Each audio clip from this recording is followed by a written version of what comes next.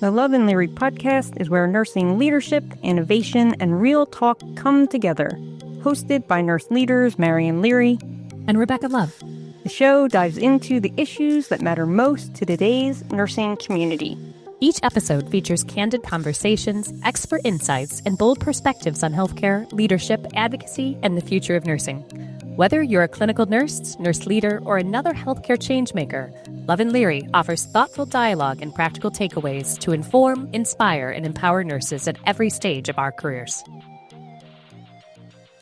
So I am joined today by my friend and colleague, Rebecca Love, and we're going to talk about some topics that I get asked about a lot, topics that I think a lot about, and honestly, topics I talk a lot about in therapy. And that really centers around the persona that we create and use on social media platforms, the power and privilege and pressure that comes with being so vocal on social media and other outlets, and then the imposter syndrome that creeps in. And that happens, I think, to all of us. I know it happens to me. And I'm going to talk with Rebecca about how these things affect her, if they affect her, and how. And hopefully we're going to have a frank conversation about these topics, because I know I get asked a lot about it from nursing colleagues especially, and I think these are important things to talk about. All right, Rebecca, thanks for talking with me about these different topics. I'm looking forward to it. Me too, Mary. And I know this is going to be a really real conversation. And I know we've been talking about it for a while now. And I think it's just the right time for us to start having this conversation on a larger network. I do too. I mean, I don't know about you, but I get asked about these topics pretty regularly. And I try and be honest, but I don't want to scare people away, especially students. But I think, like you said, it's about time we start talking about these things and sort of putting it out there, because I'm sure we're not the only two thinking about these areas. 100%. And I think the truth is that we joke a lot, that we're trying to figure it out as we go. We build the plane as we fly it, which is 100% true. And then the whole idea of what perception becomes reality is something that I know we're trying to live, but then dealing with our own emotions of, hey, are we really the ones that should be doing this? And there isn't a playbook to what we're trying to build, which and I know we joke that, if somebody, we often do the opposite of what people tell us, because we go with our gut on how to stand things up, right? So this is going to be a good conversation. Well, and that's what innovators do, right? Like there's no playbook. You're just going with what you think is the best path forward and hoping to lay a good foundation. And absolutely. I am a huge fan of yours, and I think the foundation you're laying for nursing is, right up there. So I appreciate you having this conversation, my friend. Well, I couldn't do it without you. Are you kidding? And we're all trying it, right? Like the truth is the playbook that was written for nursing was something that, was contrived in a very unique and dedicated path of what you were supposed to follow as a nurse. And there was a group of us that just said, hey, I don't think I really fit that mold. And then when we tried to break from it, we recognized we felt even more isolated in doing so. And it was when we found each other that we said, okay, like if you're feeling this way, then perhaps there's more. And I think that's what we went on to build, was trying to find that community of us who said, we see a different future for nursing. And more importantly, we see something different for ourselves than what the traditional roles always played out for with regards to the profession. Yeah, and I think that's where it leads into the conversation we want to have today, right? Like we had to build our own selves as leaders in this space. And in doing so, at least I'll speak for myself, created this persona of Marion Leary, innovator, nurse innovator, leader, whatever you want to put in there, that is me, is part me, but is also, I don't know that my family would recognize that Marion Leary, that the persona that I put on social media. And so I think it's really interesting. I'd love to hear your thoughts on how you see yourself apart from social media, but then also how you created the person you are on social media. Because again, I think I'm slightly different on social media than I am in real life, but not 100%. And there's, it blends. 100%. And I think you hit such a good point on that, Marion, which is I wonder if our families would recognize us. And I don't think they would. They do because they recognize that we're strong, independent. We probably at home are equally as fiery on topics that we feel strongly about. I would think that, but the thing is that I don't think people know, right? Is you and I have both been married for long times. We both have kids, but we're not out there talking about being, a mother and a woman with kids trying to navigate nursing. Like, I think what we've done and what I found being very interesting on social media is I think that social media in a way for me has been about action, right? It's a way to take action and and you and I think by nature are sort of activists, right? Like we're not going to just sit by and watch problems happen. And I think on social media, that is the persona that we've sort of been able to create is identifying issues that others may relate with and being very authentic about those issues and wanting to do something about them. But I don't know about you. There wasn't I don't think either you and I necessarily started out thinking that whatever we were putting out there was about us. It was about a cause, right? Like for me, it's always been about nursing. I joke with people, I have no hobby. I live, breathe, and think nursing, right? And so I never went out with the intention of like, oh, this is going to be an influencer kind of thing. It was more like, here's the problems that are so inherently wrong. Somebody needs to do something about them. And gosh darn it, it's time that it was us to do something about it. But I don't know how you're feeling about that, but that's how I sort of see it.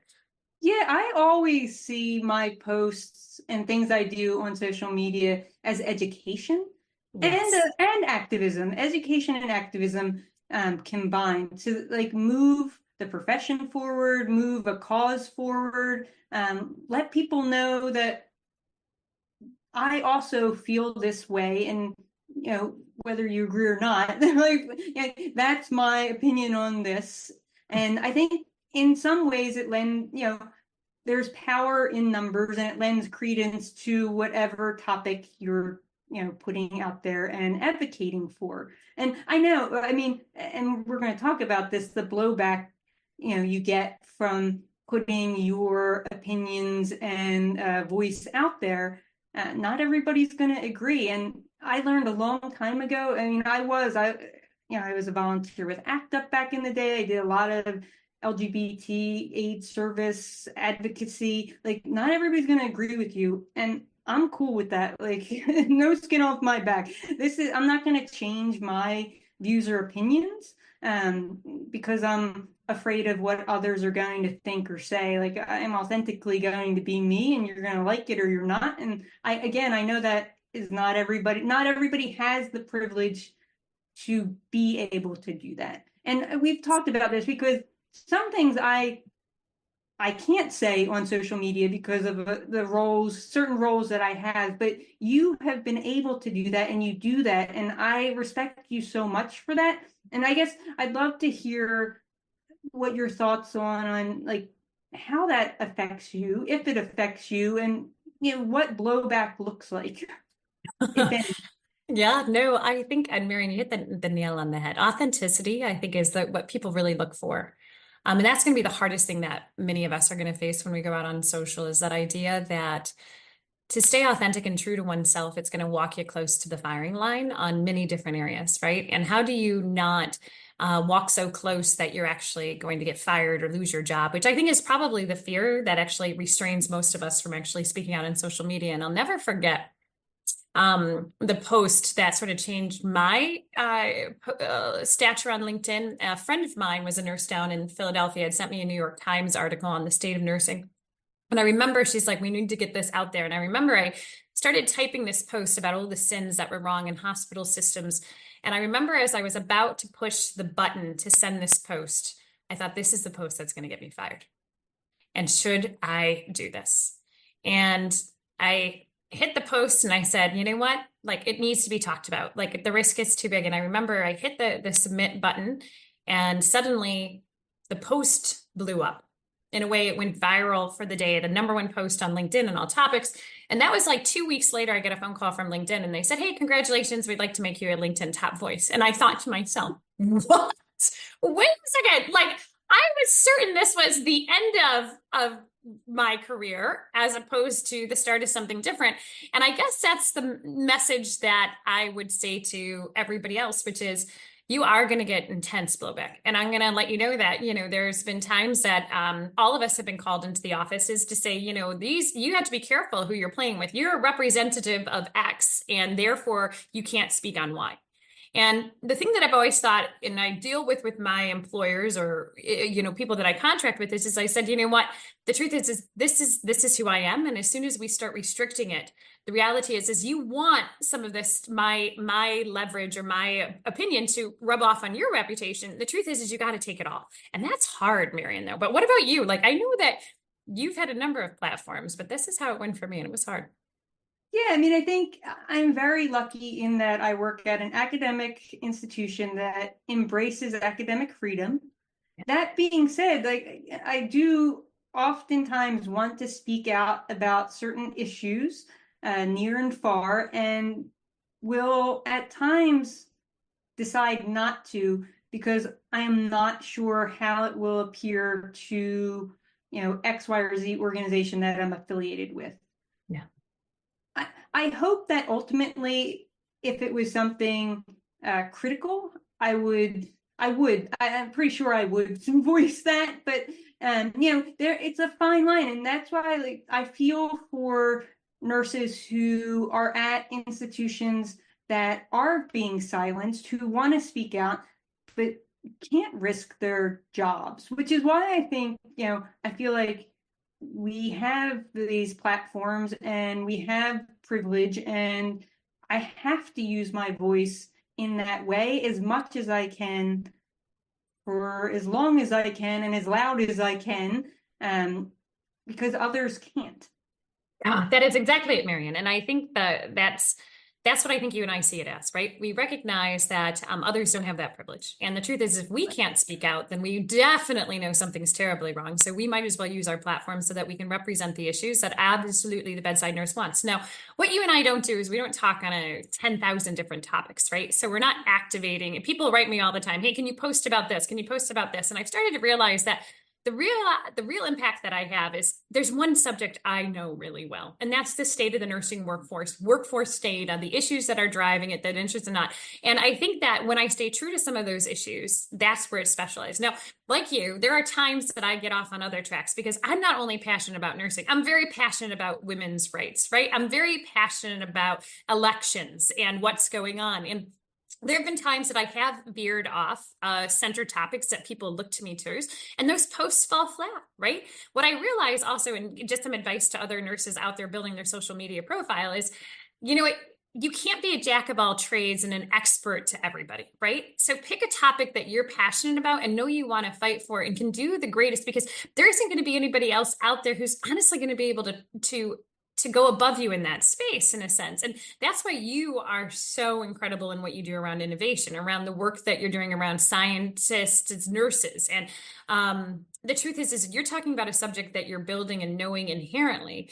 And that is what makes that unique. And when nurses start without, I think the question that we have is like, when nurses go out there to be on social media, you need to figure out what's your stance, what's the image you're coming forward on, and what is your bottom line. That for me, I'm always going to side with the nurse. I'm going to have conversations in other ways, but the reality is yeah, I'm probably not loved by a vast majority of nursing hospital leadership in this country, because I'm going to speak truth to the issues that are not showing that all the things are budding roses in all environments and in the state of nursing. So Yeah, and I mean, it's a great point. You have to pick your lane as much as you can, be an expert in the area that you're passionate about also. Like those are the two things, like expertise and passion. That's what makes for authenticity on social media. People will feel your advocacy, feel your passion, feel your your need to talk about whatever area it is that you're talking about.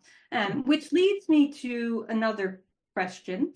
I think, at least for me, I feel like I play a role or character. It's the same thing as like creating this social media persona. As soon as I'm on, a Zoom call or about to give a talk, I feel like it's like an actor when they're about to go on stage, like something clicks and they are that person. I feel like over the years, I've become the person I created on social media in all these different areas when doing podcasts, when giving lectures. Do you feel like this like having this voice in these platforms and creating this, social media, Rebecca Love, has influenced who you are off of those platforms also? Yeah, they're just like you, Marion, right? I feel like I take a deep breath every time before you step on, right? And it's sort of like you're pulling yourself up by the bootstraps and you're saying, okay, the reason where I'm at is because I've taken on really hard issues and I've stood strong on them. Because there's a lot of pressure not to. There's a lot of pressure. There's a lot of comments behind the scenes that make you doubt yourself or make you feel, and this is the topic that I think we are harvesting on, that you're an imposter. Like, Yep. why you? And why are you qualified? I hear that all of the time from people who are like, Rebecca, why are you qualified to be that person? And that took me a long time to get over. That took me a long time to thinking, well, then if I'm not qualified, who is? Right? Why is your voice more important than mine? Because the truth is that I've walked these shoes and I live these lives and I talk to nurses all over the country every day. But there is a lot of shaming in a sense for people who start to challenge the status quo. And this isn't just us, right? Like Marion, we know that throughout history, especially women that have come Mm. out bold and bright and innovative. One, that we're always publicly shamed, and then two, many of them have been erased from history. Right? This Yep. is something that has, and it's very specific to gender dynamics, and it's very specific to our profession, nursing. If you look across the history of medicine, right, like nurses have been written out of the history books for the last 100 years. So I think that when we step onto these stages, yes, I take a deep breath and I think to myself, what is the knowledge that I have that I know I have to get across today? And the truth is I'm going to have to look strong and I'm going to have to look confident. And even if I don't feel that way all the time, the reality is I know that if I'm speaking truth to what I believe, the reality is I think that's relevant. And something that we're not talking about here, but I know you and I feel very strongly on too, Marian, is you and I both have daughters.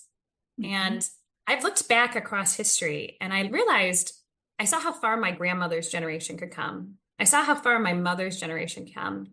And I look at our generation and I still see the struggles of how far we're trying to come, both as a profession, as women, as mothers, and realize I'm doing that so that hopefully the next generation of women and if potentially future nurses don't have to fight quite so hard to feel like their voice is equally as important as others at the table. Because right now we're not.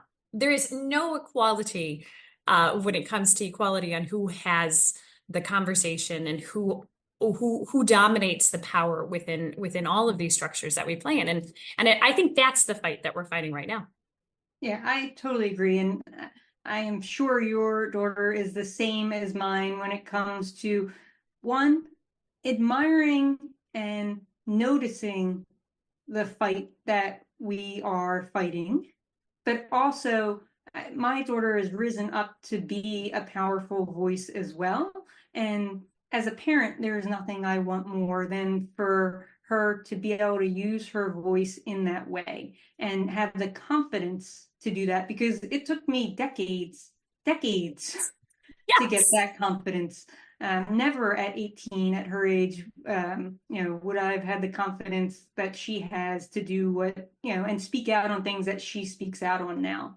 So, Yes, yes. And I mean, honestly, I look at the generation of women and young women coming behind us, and they're already so much savvier, right? They know their persona, they know who they are. Like the amount of influencers on social that are out there that are women are really impressive, and they're owning their space. And the question is when is it going to be the breakouts of those women who've sort of gone from being influencer for product endorsement to influencer of ideas that's going to drive forward society so that society as a whole is better? And I think that's where we play because you and I aren't on Instagram, right? I mean, maybe you are, but we're not out there making TikTok videos and doing these right. things. We're trying to host really important conversations that we find will reach an audience that otherwise has not engaged with nurses professionally at scale.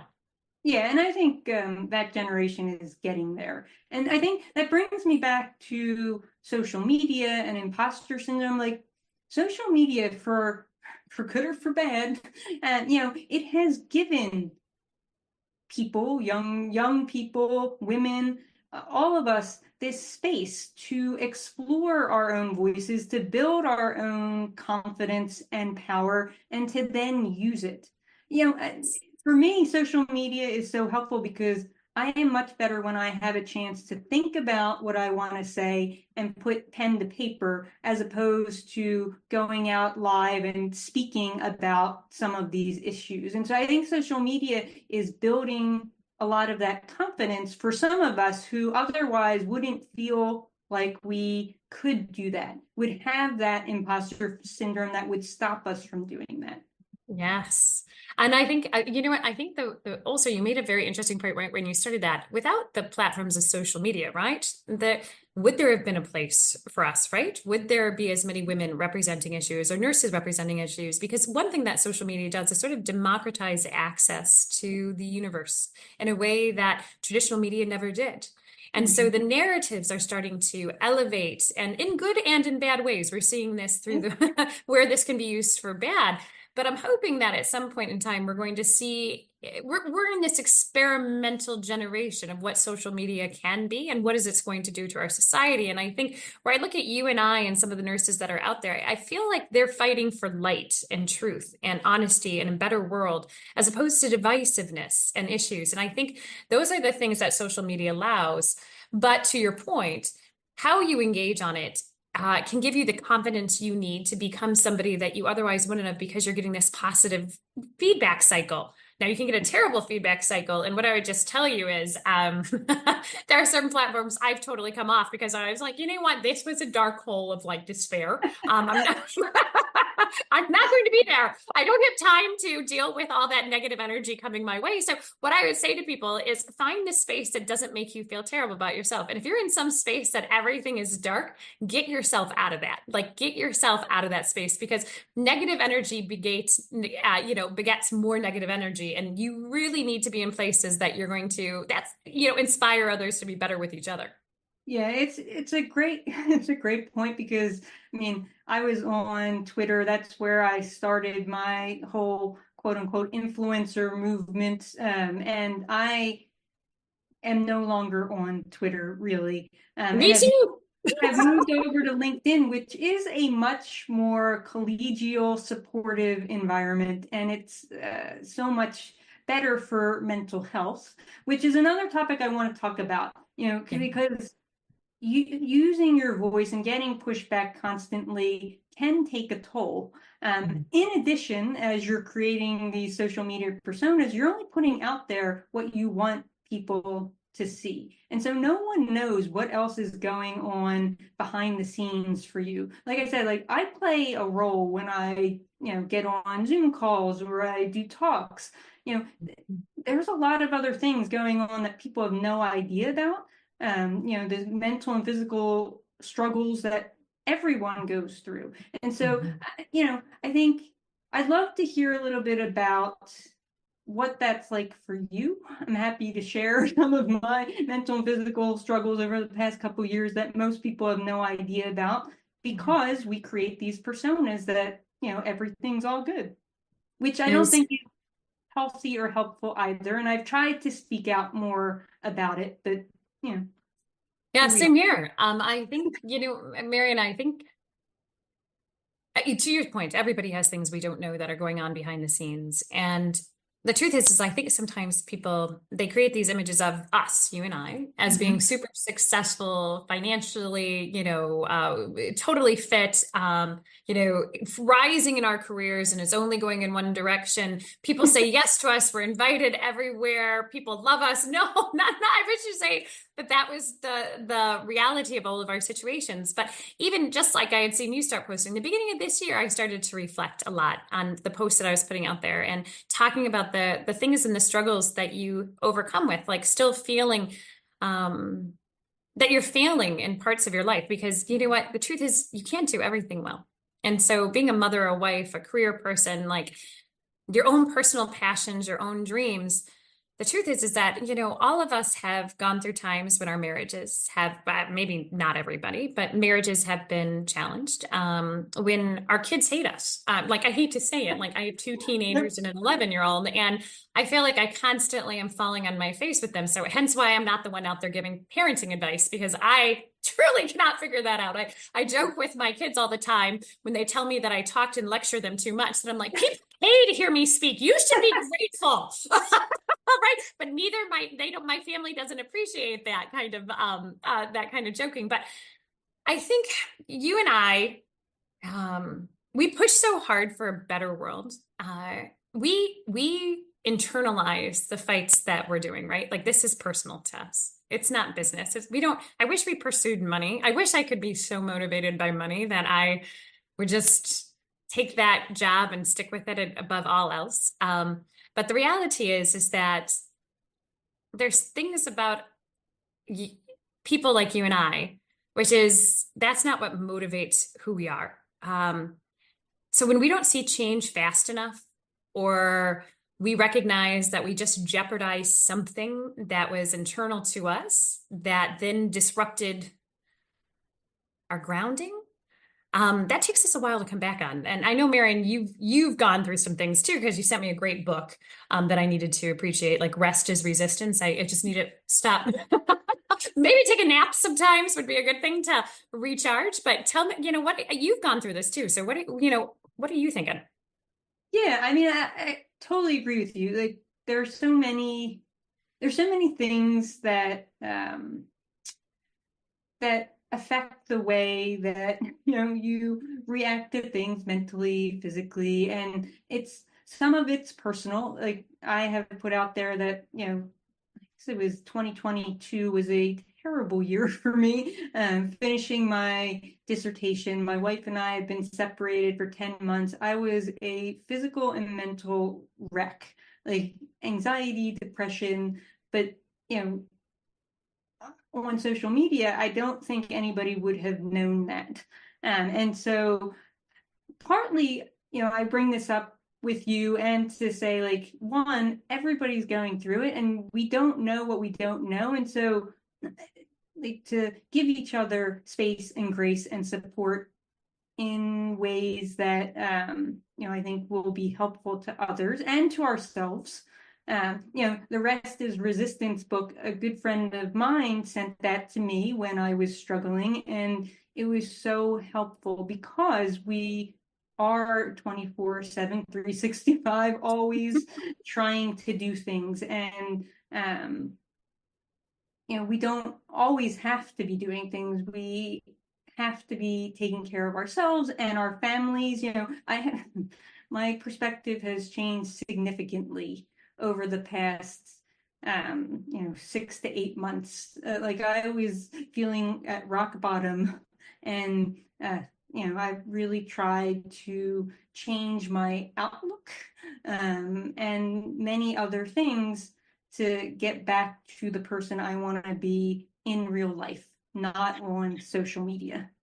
And it's a conflict. I don't know about you, but it's a conflict. I started sort of withdrawing from a lot of things professionally, saying no to a lot of things, and personally feeling so much better. But now, such a mental struggle that I'm not doing enough. I'm not, like, speaking out enough. So it's hard. It's hard. It's so funny you say that, Marion, because I do think that my family would look at me and say, you don't put us first enough. All this other stuff is more important than us. That's a really tough one to balance. And I think there's truth to it. I think that sometimes we think the cause, like, is going to be more important than what our family's needs are, like showing up at my kids' baseball games or soccer games or football games or basketball games, like, and being there all those nights of the week. I'm just like, this feels distracting to me. Like, why do I have to sit in a gymnasium for an hour?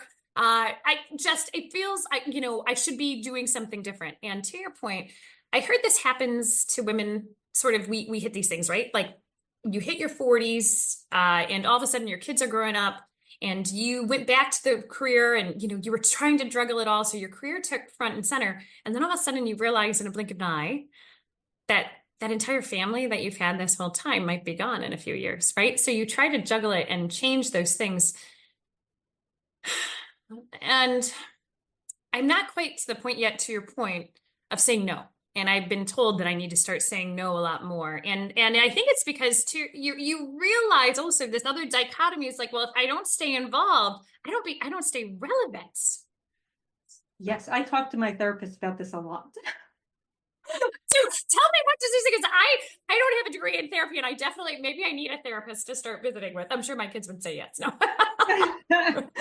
I think I've yet to figure it out with them, honestly. Like it makes so much sense when we're talking it through in like our sessions about how like what is relevant and what are your priorities, what is relevant, why do you need to be relevant? But Yes. it's this whole, I mean, and again, I think this is a social media thing. It's this fear of missing out, fear of having that platform of, as much as, I mean, I hate to say it, I do like that people listen to what I say and find value in what I put out there, and that I am able to move the needle in some respects in the profession. Like, I don't want to over qualify what I put out there, but I think I hear from folks a lot that they like what I have to say, and that feels good. Yeah, no, it's so true. And I mean, we are moving the needle, right? And that's important. But to your point, there's social media in a sense is influence, but it's not reality. Right. Reality is the everyday stuff that you do at home, and you're fighting about mortgages, and you're fighting about, school activities, and trying to figure out like, are we going on vacation or not going on vacation? And like those little things of day-to-day life that feel monotonous and exhausting, and you just are like, social media, it's that endorphin hit that's Yep. like, see, somebody heard me. Like, and what I say as a matter as, and it feels like you're doing something bigger than yourselves. And I think we are. Mhm. Um, and I also think what I've also come to realize is people are like, or like sometimes I don't use the word influencer ever for what I do because I don't think I influence, like it's not, I would hope, and I think that's why people like what you say too, is we're really trying to expose a light. And we don't talk a ton about ourselves on social media, right? We pick an issue and then we try to put it out there. And there's other people out there that it is much more about them and their stories. And I think where you and I are evolving is sort of talking more about us as humans to try to Mhm. help that next generation to feel that, hey, if we've been able to do what we're doing, because I mean, if nobody know, I don't know who's listening to this, but Marion, when we first met, right? Like I was a community college professor. You were still like you at the University of Pennsylvania, but school of medicine with a whole bunch of, things that you guys had to start. But we were nobody, right? Like honestly, like the phone would be hung up on me thousands of times. Like nobody wanted to talk to me. Like I had no things like this. So that's what got different was all of a sudden through finding each other, through building movements. But the reaction is that I think social media, you have to build something Yep. that is greater than yourself to take those out. And that's what it became for us was a network of people who were going to change the way that we had found nursing and do it differently on terms that we hoped would actually stabilize and grow the profession that we see so much potential for. Right. And, building that community and now allowing others to find that community and not feeling so alone and feeling like they have a support system and a voice and people who can support them. Yeah, like I mean, that's why we started SONSIEL, right? The Society of Nurse Scientists, Innovators, and Entrepreneurs and Leaders. You and I have primarily moved on from that organization, but it is still thriving within that space for others to find each other. And we've now shifted on to other initiatives that we're trying to grow and expand and not give up. And I not give up where we are, but we've seen it happen, right? We've watched the generation that was before us slowly stepping back and retiring. And the Mhm. weird feeling is, Marion, is it's like all of a sudden I'm like, when you made that post the other day, like, hey, you're OG. And I was like, oh my gosh, did they just call us old guard? Because I still see ourselves as like the young people in this movement of trying to do things. And all of a sudden I'm like, oh my God, you're right. Like soon we are going to be the old guard. Like I talk to so many nurses now in their 20s and I'm like, oh my gosh, like you guys are it. Crazy, right? Yeah, Crazy.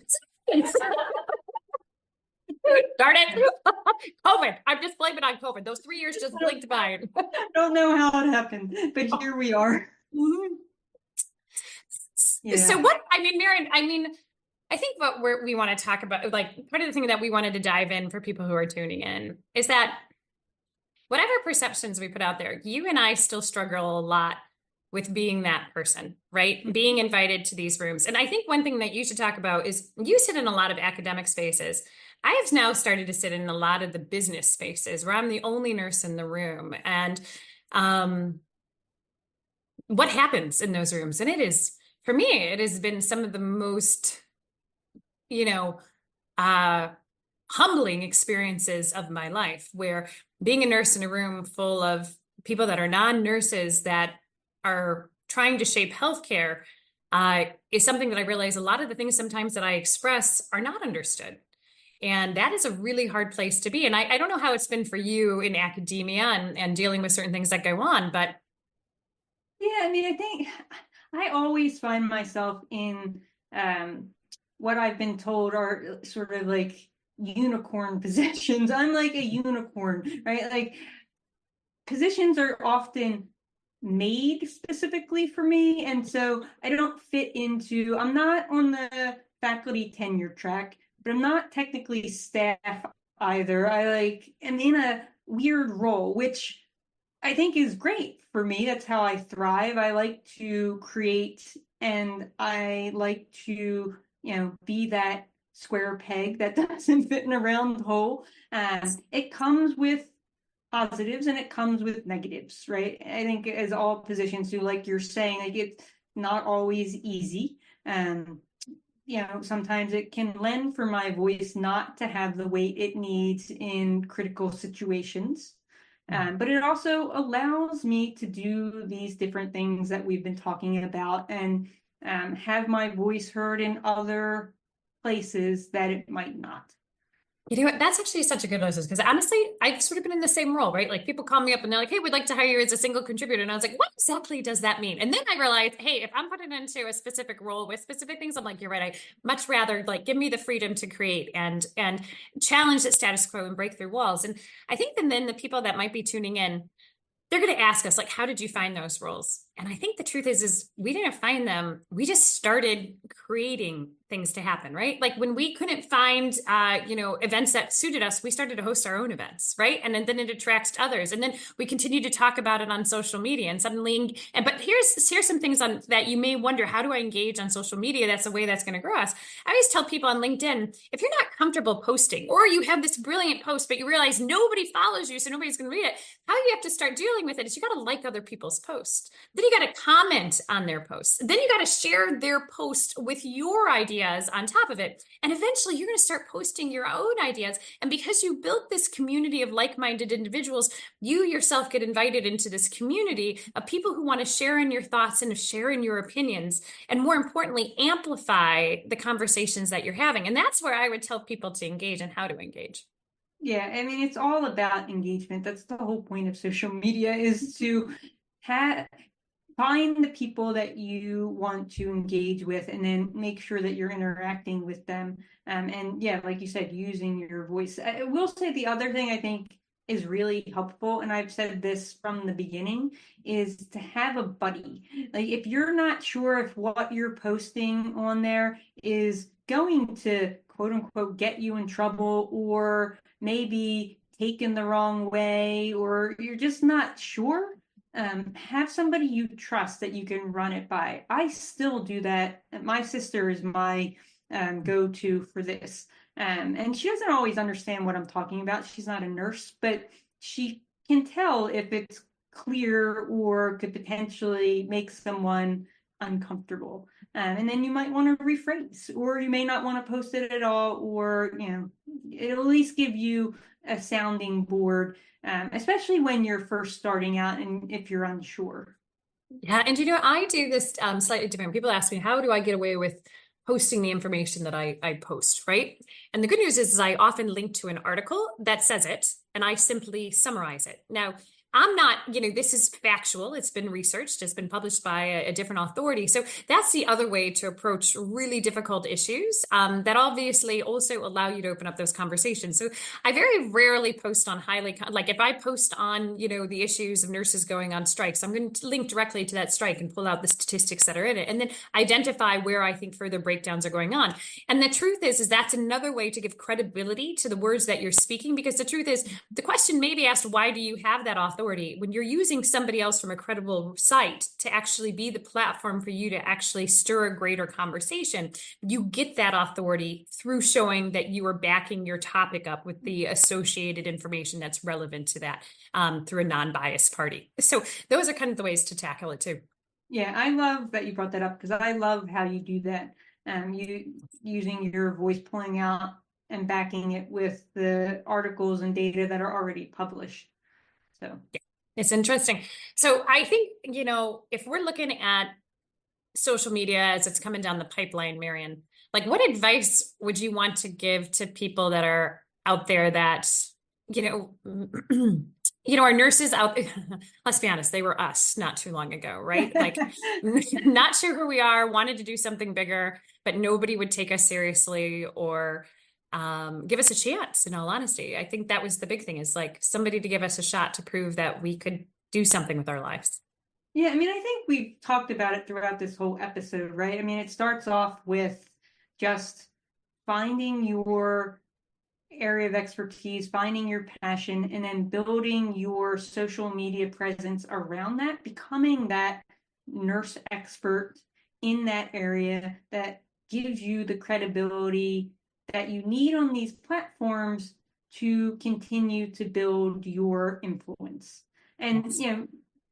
the influence, again, for right or wrong, does lend itself to credibility and does lend you then to become that expert that news media reaches out to, other students, faculty, clinicians from around the globe will reach out to you, ask you to speak. It's like it builds on each other, but it's a slow build and it has to be authentic, it has to be reliable, and it has Yes. to be relatable.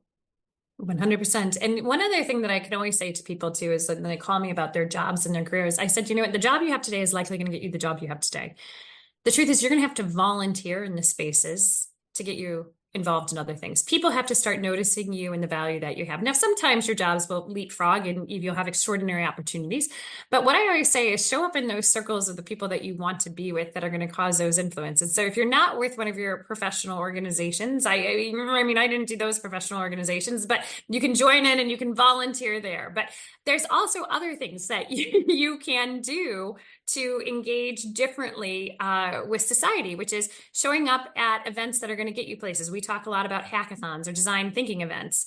Start showing up where there's a community of people, like people that are going to hackathons and design thinking events or, conferences on healthcare are there not because they're happy with the status quo. They're looking for people to help them drive forward new ideas, and make yourself sort of engaged and invaluable in those conversations. And, I'm not going to say that you should not get involved in your major organizations out there in healthcare, but when you're there, recognize that, it is going to take time for people to also notice you.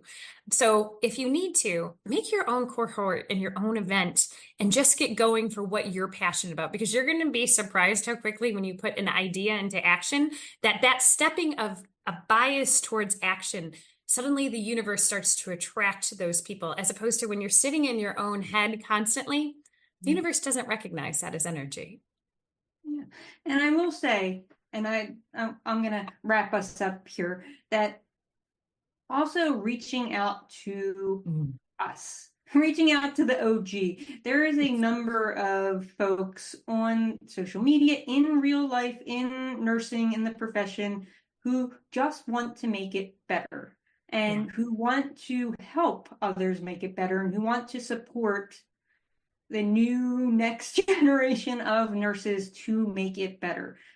So I will speak for myself. I love when nurses reach out to me and just want to connect and get advice and talk about what they're doing and just, make a friend. So 100%. use social media, use the platforms you have for that as well. It doesn't always have to be about speaking up and speaking out, but it's about community. That's it. Don't be scared to reach out to us, because the truth is I think Marion and I mean, gosh, 5 nurses a week I try to speak to. And so many of them have faced no their entire existence on things that sometimes they just want to be heard and say, hey, I know you got this. Like, you know what? The only thing that stands in the way of your dreams is the fear that we hold ourselves back from actually achieving it. And I still deal with that every single day, wondering if I am good enough to achieve what I hope to achieve one day in life. And if I feel that way, you have to, I bet, I know so many others do too. So it's normal and it's okay. But the one thing that I can tell you is, and I've told this, I shared it with Marion because of some other things, is don't let somebody else define your passions or your dreams, and don't fail yourself. And that's going to be hard. And you're going to question it every single day that you're going forward, but you got this. And if we can help, we'll do it. And if you're not sure, reach out and we will let you know that you do got this. You got it. Rebecca, you got this. Thank you for everything you do for the profession, for speaking up. I'm going to remind you that rest is in fact resistance, and you should start saying no to things. And I'm going to. That's going to be my new answer. 2024. No. exactly. And yeah, I just appreciate you talking with me today. Hey, I don't know where I would be today without you, Mary and Larry, in my life. Same. And I think that the world is going to be better because of the work nurses are doing and the platform that you're leading. And so thank you for having this conversation with me. And if people have questions, they should reach out to us, and we'll see if we can have any more real heart-to-hearts in the future to address those issues that other nurses wish we would talk more openly about. Thanks for listening to the Love and Leary podcast. We hope this conversation sparked new ideas, challenged your thinking, and reminded you of the power nurses have to lead change. If you enjoyed this episode, be sure to subscribe, leave a review, and share it. You can find more episodes and join the conversation wherever you do your podcast listening.